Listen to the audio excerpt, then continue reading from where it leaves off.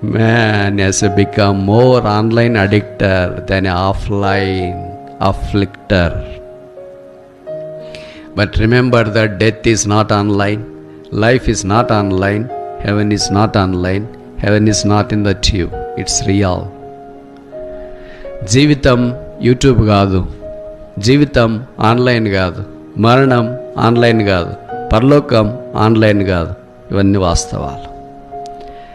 కనుక don't be addicters of virtual things, be the people of reality. Come to the house of the lord.